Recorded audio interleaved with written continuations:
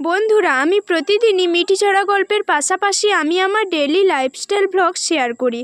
আজ আমি তোমাদের সামনে নিয়ে এসেছি মটরশুঁটির একটা ইউনিক রেসিপি। মটরশুঁটির মধ্যে মাত্র 2 চামচ বেসন দিয়েই যে এত সুন্দর একটা রেসিপি হয়, এটা কেউই জানতো না। তো চলো আজকের এই ইউনিক রেসিপিটা শুরু করি। কোয়েলকে সপাটে চড় মেরে এবার রায়ের মা কোয়েলকে উচিত শিক্ষা দিল। ফোন চলাকালীন রাই বলতে থাকে, কোয়েল, আসলে তুমি যে ফোনটা করেছো না, তুমি অসময়ে ফোন করে ফেলেছো। কারণ তোমার এই একটা ফোন কলে তুমি যে আমার কত বড় একটা কাজ করে দিয়েছো সেটা তুমি নিজেও কল্পনা করতে পারছো না। উনি কোয়েল বলতে থাকে, কি ব্যাপার, নীলুর ফোন কেন রাই ধরেছে? আমি কি অসময়ে ফোন করে ফেলেছি? তাহলে আমি কি কোনো বিপদে পড়ে গেলাম? তাহলে আমার কারণে কি নীলু কোনো বিপদে পড়ে গেল? হায় ভগবান, কি করে ফেললাম? তখনই নীলু বলতে থাকে, দিদি ভাই, ফোনটা কিন্তু আমার। সবার মোবাইল নিয়ে এরকম ভাবে ঘাটাঘাটি করতে নেই, জানিস না? তখনই রাই বলতে থাকে, কোয়েল, ও বাড়িতে যেমন তোমার মুখোশটা টেনে হিচড়ে ছিঁড়ে ফেলেছি, তেমনি এখন নীলুর পালা চলে এসছে। এখন আমি আপাতত ফোনটা রাখছি, তোমরা বরং নিশ্চিন্তে একে অপরের ফোনে কথা বলাটা পরে সেরে নিও। ফোনটা রাখা মাত্রই রাই তার মায়ের কাছে গিয়ে বলতে থাকে, মা, এবার নিশ্চয়ই তোমার চোখটা খুলে গিয়েছে। আমার আর অনির্বাণের মধ্যে যে ভুল বুঝাবুঝি শুরু হয়েছিল শুধুমাত্র নীলুর কৃতিত্ব। মানে রায়ের মা বলতে থাকে, এটা যে আমার খুব একটা বুঝতে বাকি ছিল না, আমার খুব ভালো করেই বোঝা হয়ে গিয়েছিল খুব আগে থেকে। কারণ যখন আমি ওর এত টাকার ডিমান্ড দেখলাম ওর কাছে, মানে আমি বুঝে গিয়েছিলাম যে ও আবার নিশ্চয়ই কোনো একটা সর্বনাশ ঘটাবে। এই কথা বলা মাত্রই নীলু বলতে থাকে, দিদিভাই, কোয়েলের কথাবার্তায় তুই কি এমন প্রমাণ করলি যে তুই আমাকে দোষী সাব্যস্ত করছিস? এরকম হেয়ালি কেন করছিস? তখনই রাই বলতে থাকে, তুই দেখবি, তুই তাহলে দেখবি, দাঁড়া। এই কথা বলা মাত্রই রাই যখন সেই ক্যাফেতে নীলু আর কোয়েলের কথোপকথনে রেকর্ড করার কথাগুলো সবাইকে শোনায়, তখনই রাইয়ের দাদাভাই বলতে থাকে, দেখেছো তো মা, এরকম একটা নোংরা নির্লজ্জ মেয়েকে তুমি জন্ম দিয়েছো। আমার তো ওকে বোন বলে পরিচয় দিতে লজ্জা করছে। তখনই নীলু বলতে থাকে, আচ্ছা দিদিভাই, এই ভিডিওটাতে কি এমন প্রমাণ করছে? এই ভিডিওটাতে তো আমার ভয়েস বসিয়েও দেওয়া যেতে পারে, তুই তো এটাতে এডিট করেও আমার ভয়েস বসিয়ে দিতে পারিস। আর যাই হোক না কেন, এটাতে তো তুই আমাকে দোষী সাব্যস্ত করতে পারিস না। তখনই রাই বলতে থাকে, জানিস তো, তোর আর কোয়েলের মধ্যে অদ্ভুত একটা মিল আছে। ওই বাড়িতে যখন কোয়েলের আমি এই মুখোশটা খুলে দিয়ে এই কথাগুলো আমি শুনিয়েছিলাম, তখনই ঠিক জাস্ট কোয়েল একই কথা বলেছিল যে আমি ওর মুখের উপরে নাকি নকল কথা বসিয়ে দিয়ে ওকে দোষী বলছি। ঠিক তুইও একই কথা বলছিস। তাহলে তুই নিশ্চয়ই বুঝতে পারছিস তোদের দুজনের কথা বলাটাও সেম, তোদের ক্যাটাগরিটাও সেম। মানে নীলু বলতে থাকে, দিদিভাই, আমি তোকে সাবধান করে দিচ্ছি, এর আগে আমি যাতে না তোর গায়ে হাত তুলে ফেলি, তাই তোর মুখটা বন্ধ রাখ। কারণ তুই আমাকে এইভাবে মিছে মিছে দোষারোপ করতে পারিস না। ওর যদি তুই আমাকে সবার সামনে ছোট করার চেষ্টা করিস, তাহলে কিন্তু আমি মুখ বুজে থাকবো না, আমার মুখ হাত দুটোই চলবে। কথা বলা মাত্রই রায়ের মা নীলুকে কষিয়ে একটা চড় মারে আর বলতে থাকে, তুই কি ভেবেছিস তোর মতো অপরাধীকে আমি এই বাড়িতে রাখবো? তোর অপরাধের সাজা আমি দেব না, তোকে আমি ঘাড় ধাক্কা দিয়ে এই বাড়ি থেকে বের করে দেব। আমার যথেষ্ট পরিমাণে ধৈর্যের বাঁধ ভেঙে গেছে, তাই আমি তোকে এ বাড়িতে কিছুতেই রাখবো না। তোকে এই বাড়ি থেকে আমি ঘাড় ধাক্কা দিয়ে বের করে দেব। তোর দু চোখ যেদিকে যায় তুই সেদিকেই চলে যা, কারণ তোর মতো কালসাপকে আমি আর এরপর বাড়িতে রাখবো না। তোকে যত দিন আমি এ বাড়িতে রাখবো তত দিন আমাকে সবার কাছে লাঞ্ছনা গঞ্জনা শুনতে হবে। তুই তো শুধু যে আমাদের পরিবারে সর্বনাশ করিস সেটা নয়, তুই তো অন্যের পরিবারে গিয়েও তাদের সর্বনাশ করে আসিস, যার ফলে কিনা আমার বড় মেয়ের সংসারটা আজকের ভাঙতে বসেছে। তখনই নীলু বলতে থাকে, তোমার বড় মেয়ের সংসারটা টিকেছিল কবে? তো বন্ধুরা, এই ছিল মিঠিচড়া ধারাবাহিকের নতুন আপডেট। মটরশুঁটির মধ্যে মাত্র সামান্য একটু বেসন দিয়েই যে এত সুন্দর একটা রেসিপি হবে, সেটা কেউই জানতো না। এটা কিন্তু কোনো কচুরি কিংবা ঘুগনি নয়। আমরা তো মটরশুঁটির কচুরি, ঘুগনি সব কিছু খেয়েছি, কিন্তু এই রেসিপিটা যে কেউ একবার ট্রাই করলেই কিন্তু সে চমকে যাবে যে মটরশুঁটি দিয়েও এত সুন্দর একটা রেসিপি তৈরি করা যায়। তার জন্য আমি এখানে 500 গ্রাম মতো নিয়েছি মটরশুঁটি। এগুলো বাজার থেকে কিনে আনা টাটকা মটরশুঁটি। 500 নিয়েছি, তোমরা তোমাদের পরিমাণ মতো এখানে মটরশুঁটিগুলো নিয়ে নেবে। সবগুলো মটরশুঁটি কিন্তু আমি ছাড়িয়ে নেব। সবগুলো মটরশুঁটি ছাড়িয়ে নিচ্ছি এইভাবে। এখনও আমি মটরশুঁটিগুলোকে জলে ধুইনি, আগে মটরশুঁটিগুলো ছাড়িয়ে তারপর কিন্তু জলে পরিষ্কার করে নেব। মটরশুঁটিগুলোকে খুব ভালোভাবে জলে পরিষ্কার করে ধুয়ে নিয়েছি। খুব ভালোভাবে এগুলোকে ধুয়ে ফেলতে হবে। এর মধ্যে অনেক বালি থাকে, সেই বালি যেন না থাকে খেয়ালে রাখতে হবে।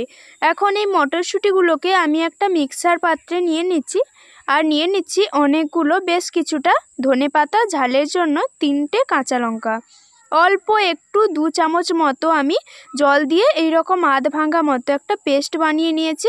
এর মধ্যে একটা মিডিয়াম সাইজের কুচনো পেঁয়াজ দিয়ে দিলাম। এখন পরিমাণ মতো দিয়ে দিচ্ছি লবণ, আর 2 চামচ নিয়ে নিচ্ছি বেসন।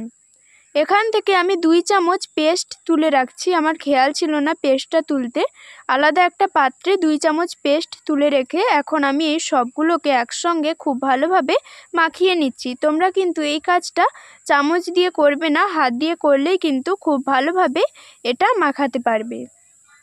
খুব ভালোভাবে এই মিশ্রণটাকে মাখিয়ে নিয়েছি। এইদিকে একটা পাত্রে জল দিয়ে 2টো শুকনো লঙ্কা, একটা টমেটো আর 2টো মিডিয়াম সাইজের কুচনো পেঁয়াজ, কয়েক কোয়া রসুন, তেজপাতা আর 1 টুকরো আদা দিয়ে দিলাম। দিয়ে দিচ্ছি একটা দারচিনি, একটা এলাচ আর 2টো লবঙ্গ। এখন এর মধ্যেই আমি ওপরে বসিয়ে দিচ্ছি একটা ছিদ্রযুক্ত বাসন। বাসনে আমি তেল ব্রাশ করে নিয়েছি, তোমরা চাইলে তেলটা নাও ব্রাশ করতে পারো। এখন আমি এই মটরশুঁটির বড়াগুলো এরকম বড়ার মতো শেপ দিচ্ছি, গোল শেপ, মিডিয়াম মতো আমি শেপ দিচ্ছি। তোমরা তোমাদের পছন্দ মতো এখানে শেপ দিতে পারো। এখন মিডিয়াম আছে, আমি ঢাকনা দিয়ে 3 থেকে 4 মিনিট পর ফিরে আসছি। 3 থেকে 4 মিনিট পর ফিরে এলাম, আর দেখো এগুলো কতটা সেদ্ধ হয়ে গেছে, আর কিন্তু নরম নেই, অনেকটাই শক্তও হয়ে গেছে, আর খুব সহজে উঠে আসছে। এগুলো আমার খুব ভালোভাবে এই মশলাগুলো সেদ্ধ হয়ে গেছে।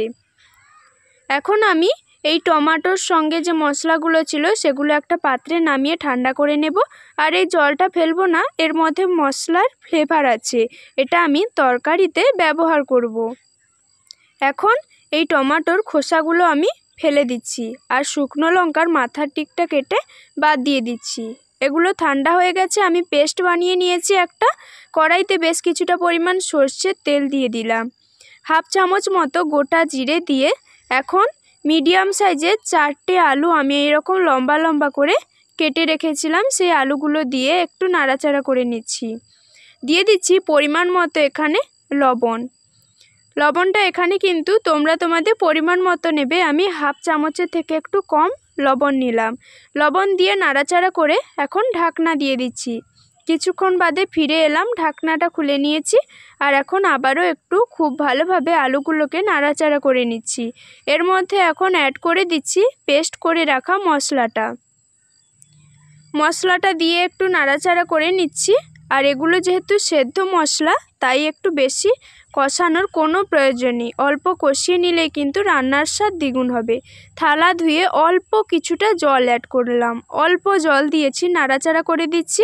1/2 চামচ হলুদ গুঁড়ো, 1/2 চামচ জিরে গুঁড়ো, 1/2 চামচ ধনে গুঁড়ো, 1/2 চামচ কাশ্মীরি লঙ্কার গুঁড়ো, তোমরা চাইলে নাও দিতে পারো, এটা তরকারি কালারের জন্য ব্যবহার করা হয়।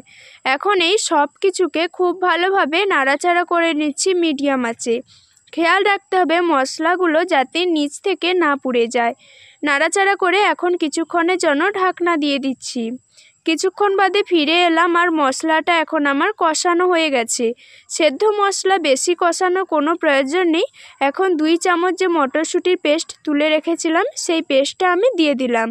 পেস্টটা দিয়ে একটু নাড়াচাড়া করে নিচ্ছি, আর খুব ভালোভাবে যাতে মশলার সঙ্গে মিশে যায় তার জন্য কিছুটা জল অ্যাড করে দিলাম। জল দিয়ে আবারও খুব ভালোভাবে নাড়াচাড়া করে নিচ্ছি। অল্প জলই কিন্তু এখানে অ্যাড করতে হবে। নাড়াচাড়া করে আবারও ঢাকনা দিয়ে দিচ্ছি। কিছুক্ষণ বাদে ফিরে এলাম, এখন আমার পারফেক্টভাবে মশলাটা কষানো হয়ে গেছে। এর মধ্যে এখন দিয়ে দিচ্ছি মিক্সার পাত্র ধোয়া কিছুটা পরিমাণ জল, আর মশলা সেদ্ধ করে রাখা যে জলটা সেটাও এখন দিয়ে দিলাম। মিডিয়াম আছে, এখন এটাকে আমি ফুটিয়ে নেব, আর আলুগুলো সেদ্ধ হবে যেই রকম আমি সেই রকমই এখানে জল দিলাম। তোমরা তোমাদের গ্রেভির মতো এখানে জল দেবে। এখন আমার আলুগুলো দেখো সেদ্ধ হয়ে গেছে, আমি তোমাদের দেখাচ্ছি। আলুগুলো সেদ্ধ হয়ে গেছে, আর একটু নাড়াচাড়া করে দিচ্ছি। এখন আমি এর মধ্যে দিয়ে দিচ্ছি মটরশুঁটির বড়াগুলো। এই বড়াগুলো অনেকেই আছে মটরশুঁটি খেতে চায় না, তাদের এইভাবে তরকারি রান্না করে দিলেই কিন্তু গরম ভাতে তারা সবাই এই মটরশুঁটি রান্না পছন্দ করবে। বড়াগুলো দিয়ে একটু হালকা নাড়াচাড়া করে ঢাকনা দিয়ে দিচ্ছি। কিছুক্ষণ বাদে ফিরে এলাম, ঢাকনাটা আবার খুলে নিলাম আর উপর থেকে কিছুটা পরিমাণ ধনেপাতা দিয়ে দিলাম। ব্যাস, আমার রান্নাটা পুরোপুরি তৈরি। আবারও একটু নাড়াচাড়া করে গ্যাসের আঁচ বন্ধ করে দিয়েছি। এখন এটাকে ঢাকনা দিয়ে 2 থেকে 3 মিনিটের মতো স্ট্যান্ডিং টাইমে রেখে দেব। এখন সার্ভ করার পালা। তো বন্ধুরা, তোমরা যদি আমার এই ভিডিওটা ফেসবুক পেজ থেকে দেখো, অবশ্যই পুতুল ফ্যামিলির পেজটাকে একটা ফলো করে লাইক কমেন্ট করে পাশে থাকবে। আর ইউটিউব থেকে দেখলে অনুরোধ থাকলো আমাকে সাপোর্ট করে এইভাবে এগিয়ে নিয়ে যাওয়ার জন্য। আর অবশ্যই অনুরোধ থাকলো একবার অন্তত এই রেসিপিটা ট্রাই করার। তো বন্ধুরা, আজকে ভিডিওটা এই পর্যন্ত। এখনকার মতো বিদায় নিচ্ছি। সবাই ভালো থাকবে।